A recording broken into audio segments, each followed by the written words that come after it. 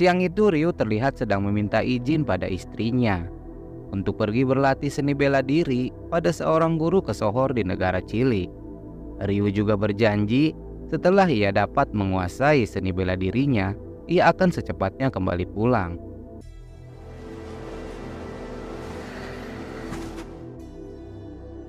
Ryu kemudian bersama saudara kembarnya pergi ke sebuah bukit di mana tempat guru kesohor itu berada.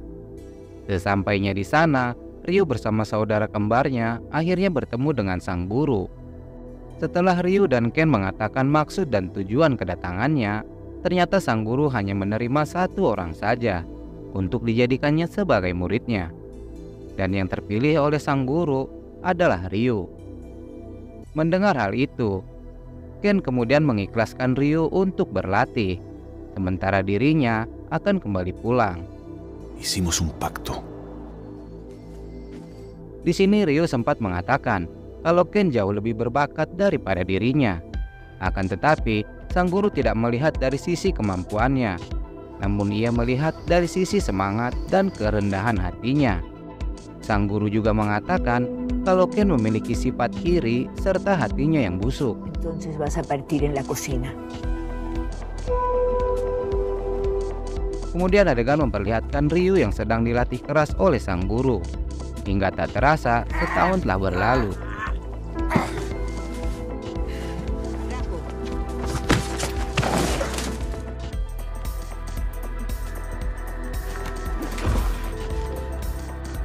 Pada suatu hari, saat Ryu dan dua murid lainnya yang sedang dilatih keras, tak sengaja mereka melihat ada seseorang yang sedang mengikuti gerakan mereka. Ternyata, tak lain tak bukan, orang itu adalah saudara kembarnya Ryu, yaitu Ken. Di sini kemudian terungkap, ternyata selama ini Ken tidak pulang, melainkan ikut berlatih meniru gerakan demi gerakan secara diam-diam dari kejauhan. Kemudian sang guru mengatakan kalau Ken sudah melakukan itu sejak pertama kali Ryu mulai dilatih olehnya. Keesokan harinya, Ryu dan dua murid lainnya terlihat sedang berlatih insting, melakukan sebuah gerakan dengan keadaan mata yang tertutup. Kemudian sang guru menghampiri mereka. Di sini sang guru mengatakan kalau dia akan mengajarkan ilmu untuk mengendalikan ego. Karena apabila kita mampu mengendalikan ego, maka kita dapat mengendalikan berat tubuh dengan sangat mudah. Sang guru kemudian meminta salah satu muridnya untuk menaiki sebuah keranjang kosong. Saat mencobanya, tentu akan sangat tidak mudah untuk melakukannya. Setelah itu, sang guru memperlihatkan dirinya yang sedang berada di atas sebuah keranjang kosong itu.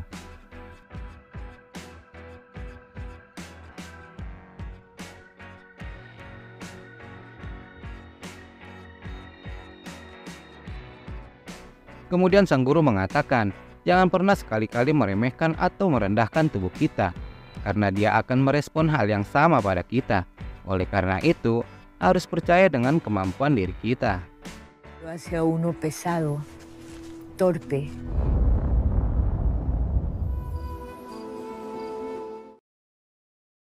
Di suatu hari, terlihat ada salah satu murid pergi meninggalkan perguruan karena menganggap porsi latihan yang diberikan sang guru menurutnya terlalu berat.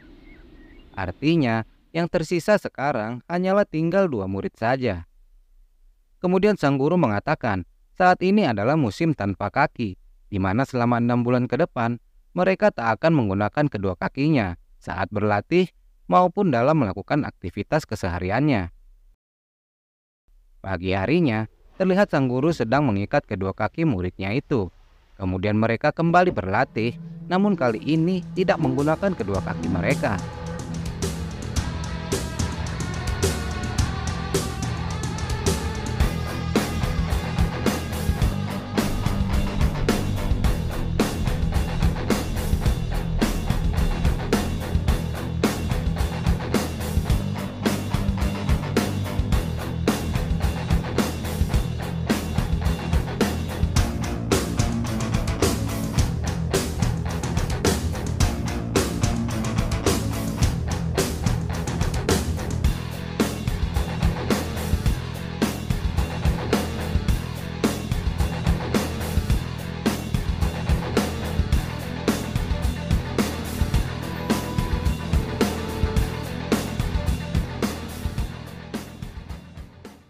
Singkat cerita, 1 bulan telah berlalu.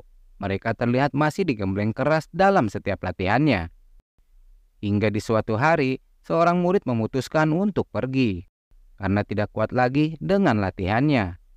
Artinya, saat ini murid sang guru hanya tinggal tersisa 1, yaitu Ryu. Di hari-hari berikutnya, terlihat Ryu masih terus berlatih tanpa kaki, hingga akhirnya ia terbiasa menjalani kesehariannya tanpa kaki.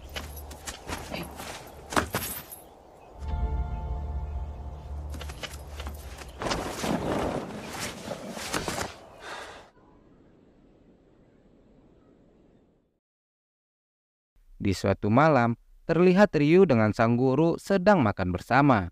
Di sini, sang guru mengatakan, jika Ryu berhasil melewati musim tanpa kaki, maka Ryu resmi menjadi satu-satunya murid terbaiknya. Bersamaan dengan itu, Ryu dikejutkan dengan kemunculan Ken di semak-semak yang masih saja berlatih tanpa kaki. Melihat itu, Ryu kemudian bertanya pada sang guru, kenapa tidak mengajak Ken saja untuk berlatih bersama. Di sini sang guru kembali mengatakan, Ken memang jauh lebih tangguh darimu, namun sayangnya Ken memiliki rasa iri juga hati yang rusak. Mendengar hal itu, Ryu cuma terdiam, seakan tidak percaya dengan semua ucapan sang guru.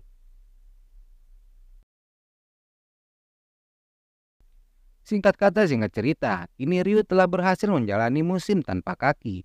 Kemudian sang guru menghampiri Ryu sambil membawa sebuah kitab kuno. Di sini, sang guru mengatakan bahwa ia akan mewariskan kitab kuno ini padanya, agar Ryu dapat melihat kehidupan dengan cara yang berbeda. Sang guru juga merasa dirinya sudah tua dan lemah, sehingga tak akan sanggup lagi untuk menjaga kitab tersebut. Oleh karena itu, sang guru meminta agar Ryu menjaga kitab tersebut dengan sepenuh jiwa dan raganya, dan jangan sampai jatuh ke tangan orang lain. Diketahui bahwa kitab kuno itu berisi seni bela diri pukulan kondor yang dipercaya berasal dari abad ke-16. Di waktu yang bersamaan, ternyata Ken sedang mengintip untuk mendengarkan pembicaraan Ryu bersama gurunya. Usa gran discreción. Beberapa minggu kemudian, sebelum Ryu menerima kitab ilmu pukulan kondor itu, sang guru terlebih dahulu melatih Ryu dengan sangat keras. Sampai di suatu waktu, di mana guru Ryu yang sedang meriang diserang oleh Ken hingga tewas. Melihat itu, Ryu kemudian melakukan perlawanan pada Ken. Namun dalam pertarungannya, Ken berhasil mengalahkan adiknya. Dan dengan kejinya, Ken mengencingi adiknya itu. Sebelum akhirnya, ia pergi membawa kitab itu.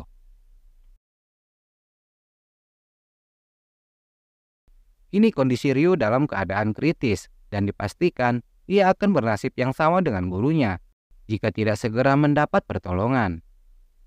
Namun sutradara yang tak ingin filmnya usai sampai di sini, Ryu kemudian berhasil diselamatkan oleh seorang kakek tua yang bernama Wook. Diketahui, Wook adalah sahabat sekaligus adik seperguruan gurunya Ryu. Wook juga diketahui memiliki beberapa murid di perguruannya, dan Ryu dulu termasuk salah satu muridnya. Camino del guerrero sin equipaje.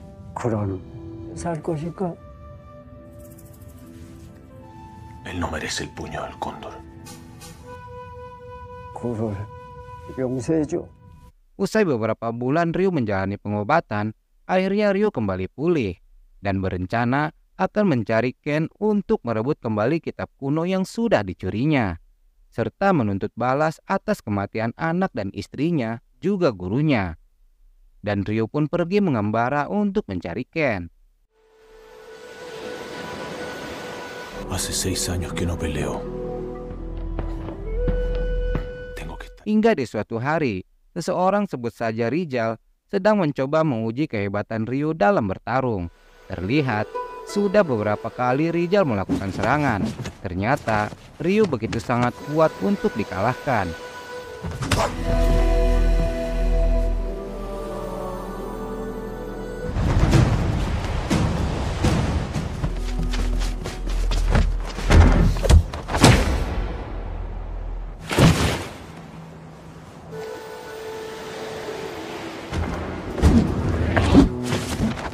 puede verse a sí mismo. Hingga di suatu kesempatan, Rizal si penantang mengeluarkan sebuah cermin yang diarahkan ke mata Rio. Dan ternyata pantulan cahaya itu merupakan kelemahan Rio. Karena sejak kecil, Rio memiliki fotofobia, yaitu sensitif terhadap cahaya jika dipantulkan ke matanya.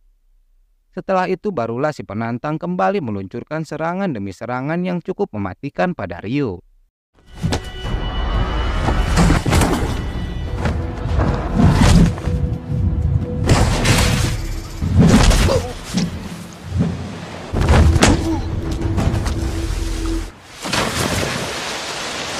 Rizal si penantang mengira Rio telah menyerah.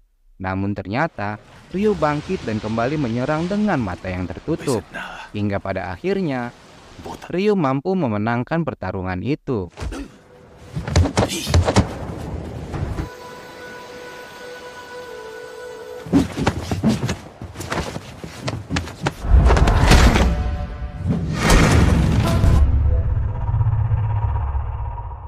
Usai kekalahannya, Rizal baru percaya akan ketangguhan Rio, seperti yang diceritakan oleh banyak orang. Ia juga mengatakan bahwa si pemilik pukulan kondor adalah Rio. Mendengar hal itu, Rio mengatakan bahwa si pemilik pukulan kondor bukanlah dirinya, melainkan saudara kembarnya yang bernama Ken.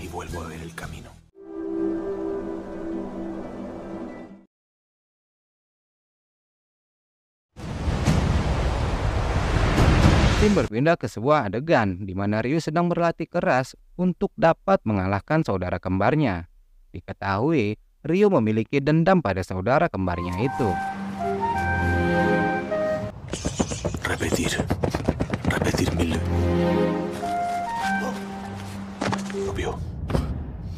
Que se transforme en un reflejo. Keesokan harinya, Rio kemudian melanjutkan perjalanannya untuk mencari saudara kembarnya itu. Ketika Rio sedang beristirahat, tiba-tiba dia diserang oleh seorang yang tak dikenal. Namun dengan mudah, Rio dapat mengalahkannya.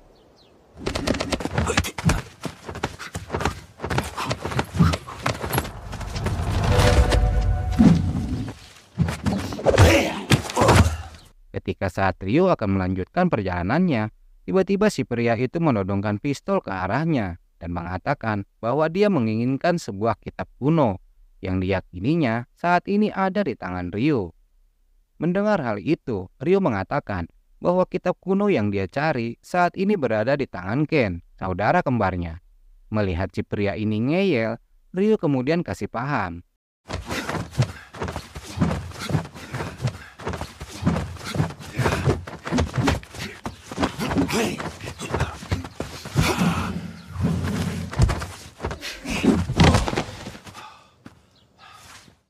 Rio pun kembali melanjutkan perjalanannya. Sementara di lain tempat, terlihat Kalari sedang meminta izin pada gurunya Ken untuk pergi mencari keberadaan Rio. Pero no que usted quería matarlo. Y a su vez. Me gustaron. Pada suatu hari, Rio yang sedang mencari Ken terlihat masuk ke dalam sebuah bar. Kemudian ketika Rio meminta sebotol air mineral, tiba-tiba salah satu dari para preman yang terlebih dahulu berada di sana mengusirnya dan mengatakan kalau badan Rio itu sangat bau. Ketika Rio akan pergi, si pria tersebut menyiram kepalanya dan mengatakan kalau dia secepatnya harus mandi. Di sini, Rio berusaha untuk bersabar dan kemudian Rio bergegas keluar dari bar itu. Namun gak beberapa lama kemudian, Rio kembali masuk ke bar itu dan kali ini memesan segelas bir. Melihat Rio kembali, si pria tadi kemudian kembali menghampirinya, meminta Ken agar keluar bar dengan cara merangkak seperti hewan. Mendengar hal itu, kali ini Rio tidak tinggal diam begitu saja dan terjadilah baku hantam.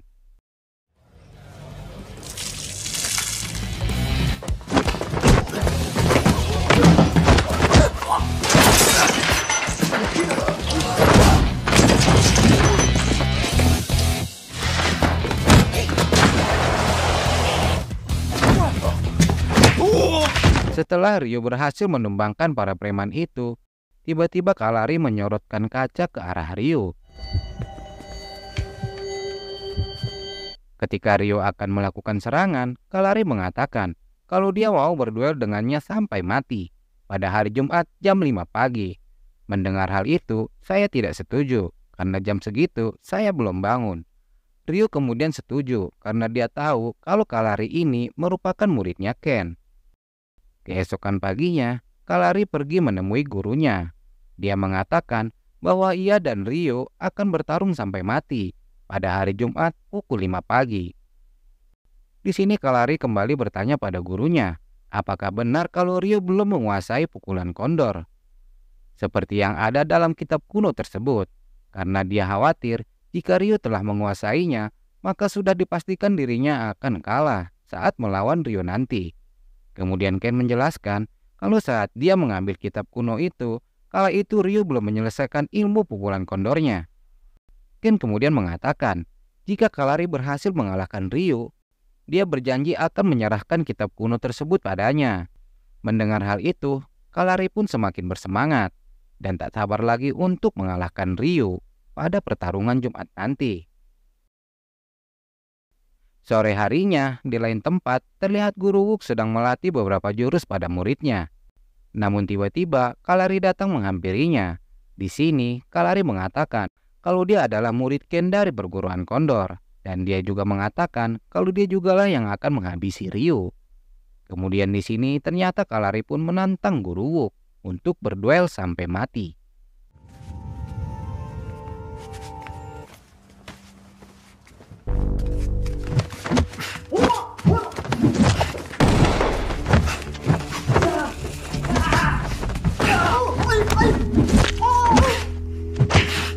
Mengingat Guru Wook yang sudah tak muda lagi, Kalari pun berhasil mengalahkannya dan menyobek simbol perguruannya lalu pergi.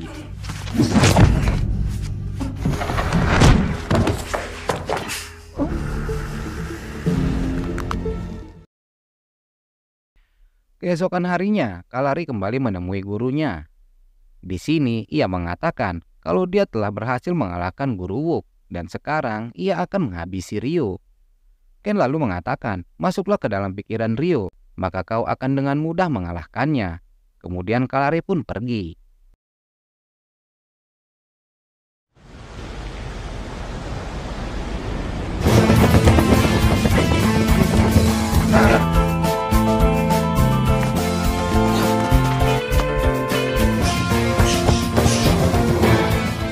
Di sisi lain, terlihat Ryu beranjak pergi menuju suatu tempat di mana pertarungannya sampai mati melawan Kalari akan dilakukan. Singkat cerita, Ryu dan Kalari akhirnya bertemu untuk melakukan pertarungan sampai salah satu di antara mereka ada yang mati. Sebelum bertarung, mereka berdua melakukan pemanasan terlebih dahulu. Hingga beberapa saat kemudian, pertarungan pun segera berlangsung.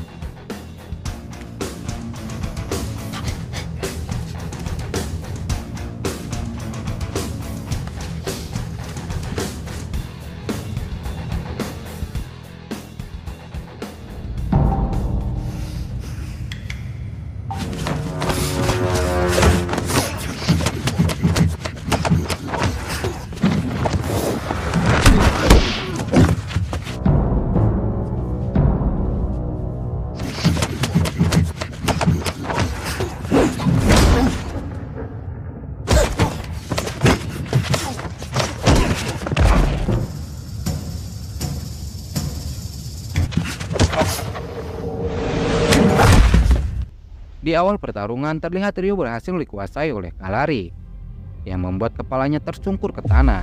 Ketika Kalari mencoba untuk kembali melakukan serangan, tiba-tiba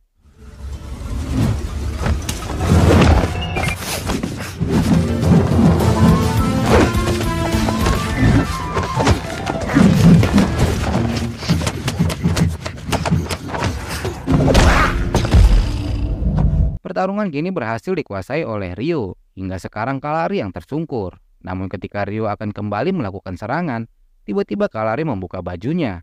Dan ternyata Kalari telah menyiapkan sebuah senter yang diikatkan di dadanya untuk kembali melakukan serangan dari sisi kelemahannya Ryu. Karena dia tahu kalau Ryu memiliki fotofobia sejak kecil. Namun Ryo yang sudah terbiasa melakukan latihan dengan memejamkan mata, nampaknya itu bukan suatu penghalang lagi baginya.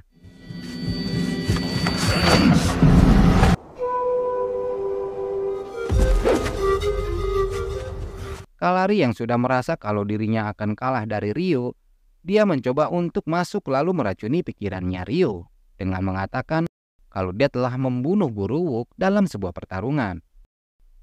Kalari juga mengatakan kalau anak dan istrinya Ryo telah dibunuh oleh saudaranya. Hingga anak dan istrinya Ryo menyangka bahwa Ryo sendiri yang telah membunuh mereka. Karena istri dan anaknya Ryo ini ternyata selama ini tidak mengetahui kalau Ryo memiliki saudara kembar. Mendengar semua perkataan Kalari, tubuh Ryo seketika melemah tak berdaya hingga ambruk. ¿Sabes qué fue lo último que me dijo antes de morir? Un guerrero puede usar ese voltaje a su favor. Kalari yang merasa kalau ini kesempatan untuk menghancurkan Ryo kembali meluncurkan serangannya. Namun tiba-tiba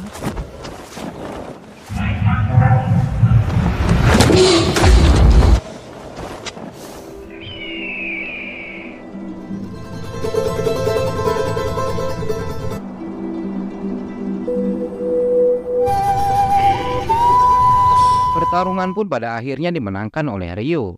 Sekarang Ryo akan kembali mencari keberadaan Ken untuk mengalahkannya dan membalaskan dendamnya.